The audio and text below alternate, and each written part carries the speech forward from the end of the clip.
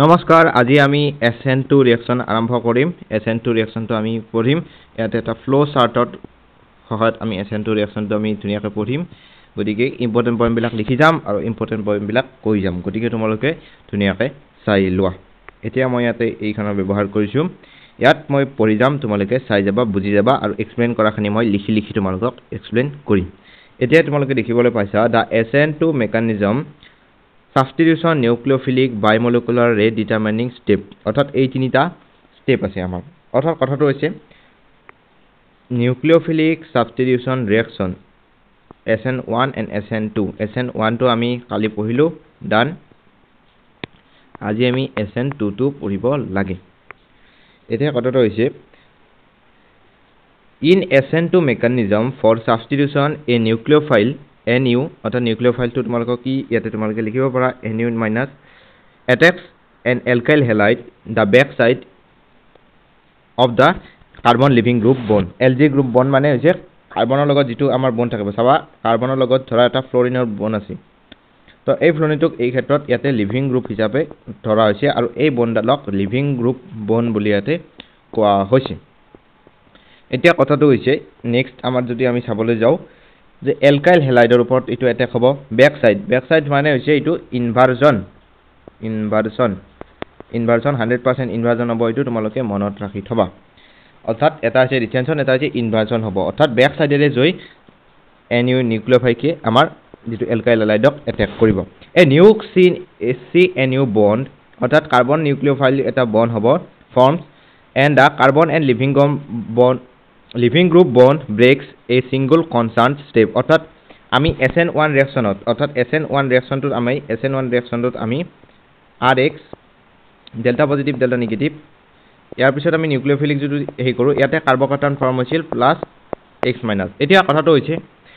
তাৰ পিছত আমাৰ নিউক্লিওফাইলে ইয়াত এটেক কৰি RNA বনাই দিছিল ইটো আমাৰ দুই স্টেপ ৰিঅ্যাকচন আছিল SN1 টো আমাৰ দুই স্টেপ ৰিঅ্যাকচন আছিল কিন্তু SN2 ৰ ক্ষেত্ৰত এতে আমি লিখিম ওয়ান স্টেপ ৰিঅ্যাকশন অৰ্থাৎ ডাইৰেক্ট এটা এলকাইল হেলাইড থাকিব তাৰ পিছত নিউক্লিওফাইল থাকিব নিউক্লিওফাইলটো এতে যেহেতু একবাৰতে কৰিব কামটো গতিকে একবাৰতে যেহেতু ওয়ান স্টেপ ৰিঅ্যাকশন গতিকে এটো স্ট্ৰং নিউক্লিওফাইল হ'ব SN1 ত উইক নিউক্লিওফাইল আছিল স্ট্ৰং নিউক্লিওফাইল হ'ব আৰু এটো ডাইৰেক্ট ব্যাক সাইডে যাই এটেক কৰিব ব্যাক সাইডে মানে এটো হৈছে ইনভাৰজন অৰ্থাৎ উলটাভাৱে পিছ সাইডেৰে এটো এটেক কৰিব RNU ফৰ্ম হ'ব লগতে এটো X মাইনাস টো তোমালোকে লিখিব পাৰা RNU ফৰ্ম হ'ব আৰু ইয়াত এটা আমাৰ ট্ৰানজিশন ষ্টেট অৰ্থাৎ RH আৰু NU ইয়াৰ ক্ষেত্ৰত এটা ট্ৰানজিশন ষ্টেট মানে কেনেকুৱা ধৰণৰ ষ্টেট মই এটা লিখি দিছো RH ৰ লগত পাৰ্শিয়েল এটা বন্ড থাকিব ধৰা এনেকৈ লিখি দিছো R X ৰ লগত এটা বন্ড থাকিব আৰু সেইফালে তোমালোকৰ পিছফালে নিউক্লিওফাইলও টানি থাকিব এতে ডেল্টা পজিটিভ ডেল্টা নেগেটিভ আমাৰ কিছুমান ক্ষেত্ৰত আমাৰ অলপ লিভ হ'বলৈ অলপ টাইম লাগিব যেহেতু ইটো স্ট্ৰং হয় স্ট্ৰং কাৰণে ইটো অতি সোনকালে ৰিঅ্যাকচন কৰি দিব গতিকে ইয়াত ফাৰ্স্ট স্টেপ ৰিঅ্যাকচন আৰু এইটোৰ ক্ষেত্ৰত আমি চাব লাগিব এইখিনি আমাৰ এটা কাৰ্বকাৰ্বন ফৰ্ম নহয় এইখিনি এটা আমাৰ ট্ৰানজিশন ষ্টেট এক মিনিট ট্ৰানজিশন ষ্টেট এটা ফৰ্ম হ'ব গতিকে এইটো তোমালোকে মনত ৰাখি থবা তাৰ পিছতে আমাৰ গৈ লাহেকেন এইটো RNU ফৰ্ম হৈ যাব তোমালোকে নিশ্চিতভাৱে বুজি পাইছা কথাখিনি ওকে এতিয়া আমি নেক্সট পঢ়ো নেক্সট আমি পঢ়াব খুজিনি এইটো চাবা লিভিং গ্ৰুপৰ এইখিনি আমাৰ এই ট্ৰানজিশন ষ্টেটটো মই লিখিয়া ডট ডট দি আকি দিছিলো এই ডট ডট খিনি মানে পাৰ্শিয়েল বন্ড খিনি এইটো দেখুওৱা হৈছে মানে সম্পূৰ্ণ বন্ধ হয় ধৰা A আৰু C দুটা মানুহ আছিল এহাৰ মাজত বন্ধুত্ব আছিল B নামৰ এটা নতুন মানুহ আহিল এৰ লগত বন্ধুত্ব কৰিবলৈ খুব মন তো B বহুত ষ্ট্ৰং ধৰা B বহুত মৰম দেখুৱাইছে এৰ প্ৰতি যে এক আৰু বেছি বন্ধুত্বৰ মনত ৰাখিব বা বন্ধুত্ব হেই হ'ব তো এই B লাহেকে এক নিজৰ ফালে টানিবলৈ আৰম্ভ কৰিব আৰু C লগতটো বন্ধটো এৰ লাহে লাহে দুৰ্বল হৈ যাব গতিকে এই দুৰ্বল বলটোক আমি কি হৈছে পাৰ্শিয়েল বন্ড বুলি ইয়াতে লিখা হৈছে গতিকে লাহেকে এনেকুৱা ধৰণৰ হ'ব আৰু B যেহেতু ষ্ট্ৰং তো B জিতি যাব B এৰ লগত বন্ড কৰি ল'ব আৰু C উলিয়াই দিব C কি হ'ব তোমালোকে বুজি পাইছা C কি হ'ব C নিথৰুৱা হ'ব এৰিক থৈ গুচি গ'ল গতিকে এইখিনিয়ে হৈছে কথা the reaction rate is dependent on both concentration of nucleophile on the concentration of substrate অর্থাৎ এই লিভিং গ্ৰুপটো আৰু নিউক্লিওফাইলৰ এই দুটাৰ ওপৰত হ'ব যেহেতু এইটো বাইমলিকুলাৰ সাবস্টিটিউশন ৰিঅ্যাকশন ইয়াত যেটো আমাৰ অৰ্ডাৰ হ'ব অৰ্ডাৰ 2 ৰিঅ্যাকশন অৰ্ডাৰ 2 আমাৰ 2 হৈ যাব তোমালোকে মনত ৰাখিবা এইটো 1 যোগ কৰি দিলে আমাৰ 2 okay another way to say this is the reaction is the first order in both nucleophile substrate and the second order overall the rate of SN2 is sensitively to steric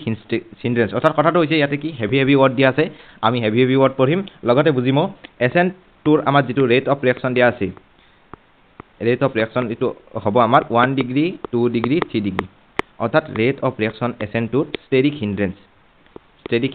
ইনভাৰ্সলি প্ৰপোৰ্শনেল হ'ব অৰ্থাৎ যদি কাৰ্বনটোৰ লগত যদি তুমি ইফালে আৰু বহুত কিবা কিবি লগাই থৈ দিছা তে এই ৰিঅ্যাকশনটো স্লো হৈ যাব যদি কাৰ্বনটোৰ লগত যদি ডাইৰেক্ট ধৰা এনেকুৱা ধৰণৰ আছে RX CX এনেকুৱা ধৰণৰ যদি বন আছে এইফালে যদি নিউক্লিওফাইল এই অতি সোনকালে without any harassment without any force direct reaction হৈ যাব তোমালোকে বুজি পাইছা আৰু যেটো লিভিং গ্ৰুপ লিভিং এবিলিটিটো একে থাকিব তো ৰেট অফ ৰিঅ্যাকশনটো ডাইৰেক্ট আমাৰ একে হ'ব আগত আমি যেনেকৈ কৰিছিলো ডাইৰেক্ট আমাৰ আয়োডিনৰ বেছি হ'ব তাৰ পিছত আমাৰ ব্ৰোমিনৰ বেছি হ'ব তাৰ পিছত আমাৰ ক্লোৰিনৰ বেছি হ'ব তাৰ পিছত আমাৰ ফ্লোৰিনৰ বেছি হৈ যাব তোমালোকে মনত ৰাখিবা এটা এইখিনি কথা তোমালোকে বুজি পাইছা তে প্ৰাইমাৰী ৰেটটো সম্পূৰ্ণৰূপে বেছি হ'ব তাৰ পিছত সেকেন্ডাৰী তাৰ পিছত টাৰচাৰী মই কলো যেহেতু স্টেৰিক হিন্ড্ৰেন্স এই প্ৰাইমাৰীত চাবা তোমালোকে প্ৰাইমাৰীত কিবা কবি ইয়াতে সোৱা লিভিং গ্ৰুপ লগাই থৈ দিছে আৰু ডাঙৰ গ্ৰুপ লগাই থৈ দিছে ইয়াতে আৰ এই গ্ৰুপ লগাই থৈ দিছে তো ইয়াতে যেহেতু এইচ আছে প্ৰাইমাৰী হাইড্ৰোজেনৰনো কিমান বল থাকিব তো আৰে ইয়াতে আমাৰ কাৰ্বনটো টানি থাকিব when SN2 occurred at the same chiral carbon the product will show inversion of stereochemistry অর্থাৎ 100% inversion হ'ব আগৰটোত আমাৰ racemization occur